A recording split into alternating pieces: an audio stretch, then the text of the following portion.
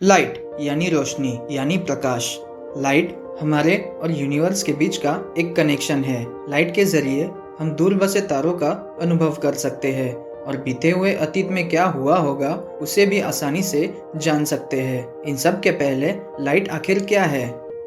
इस वीडियो में आगे बढ़ने से पहले हमारे चैनल को सब्सक्राइब और बेल आइकन को क्लिक करना ना भूलें ताकि हमारी वीडियो आप तक सबसे पहले पहुंच सके।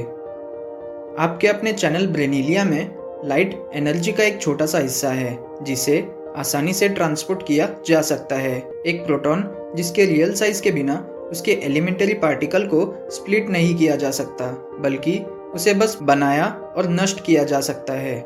दरअसल लाइट एक वेव पार्टिकल ड्युअलिटी होती है जिसमें एक पार्टिकल और एक वेव सेम टाइम पर ही एग्जिस्ट करते हैं, जबकि यह सच नहीं। और जब हम लाइट की बात करते हैं तो वास्तव में इसका मतलब विजिबल लाइट से होता है और ये इलेक्ट्रोमैग्नेटिक स्पेक्ट्रम का वो छोटा सा एनर्जी का हिस्सा होता है जिसे हम आसानी से देख सकते हैं।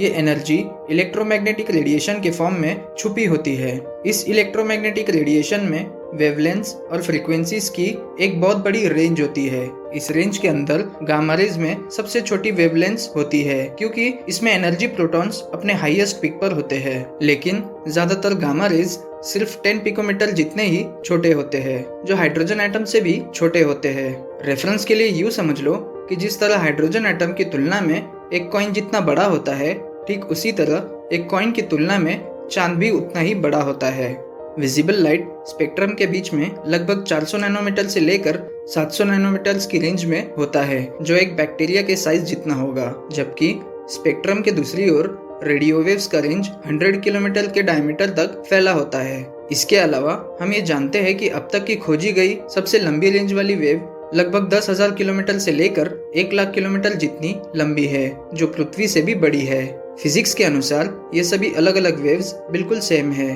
क्योंकि इन सभी में वेव पार्टिकल ड्युअलिटी देखी जाती है और ये सभी वेव्स सी यानी लाइट की स्पीड से ट्रैवल करती है। बस इनमें डिफरेंस ये है कि इन सब की फ्रीक्वेंसीज अलग अलग होती है। तो ऐसा क्या है जो विजिबल लाइट को स्पेशल बनाता है? वेल, तो हम कहेंगे कि ऐसा कुछ नहीं है क्योंकि हम इंसान इस तरह इवॉल्व हुए हैं जिसमें हम इलेक्ट्रोमैग्नेटिक रेडिएशन के सिर्फ उस हिस्से को ही देख पाते हैं जिससे कि हम चीज़ों को आसानी से ऑब्जर्व कर सके। हालांकि ये कोई इत्तेफाक नहीं है।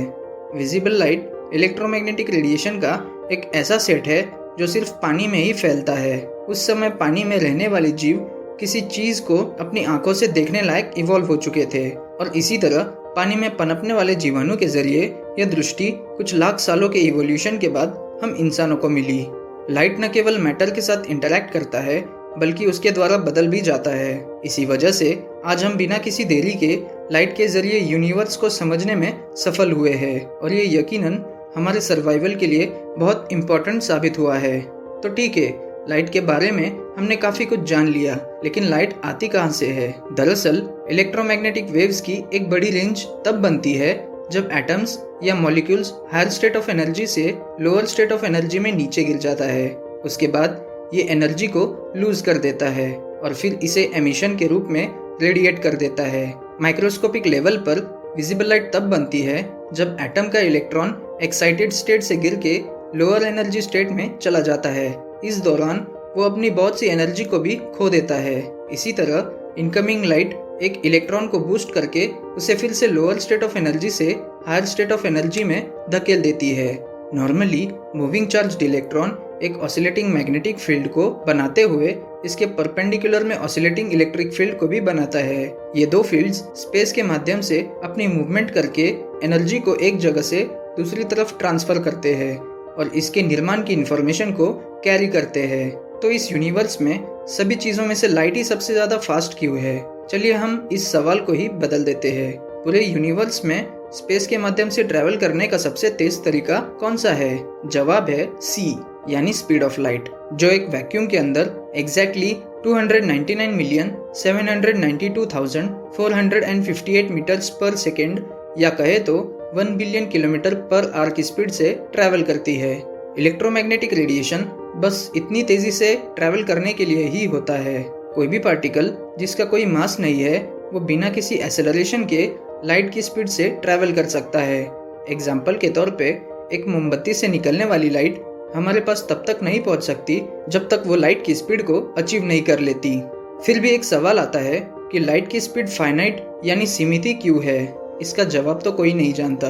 हो सकता है कि हमारा यूनिवर्स बस इसी तरह ही बना होगा, लेकिन हमारे पास इसको लेकर कोई सटीक जवाब नहीं है।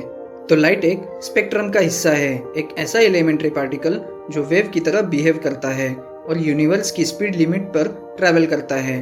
ठीक है, अब काफी सारी बातें तो हो गई, लेकिन speed of light, time, twin paradox और क्वांटम थ्योरी के बारे में क्या? इन सब के बारे में हम किसी और वीडियो में बात करेंगे, लेकिन अभी के लिए हमें इस बात पर खुश होना चाहिए कि हमने ऐसी आंखें विकसित की है जिससे हम यूनिवर्स के अस्तित्व को जान सकते हैं और अपने आने वाले फ्यूचर को भी देख सकते हैं।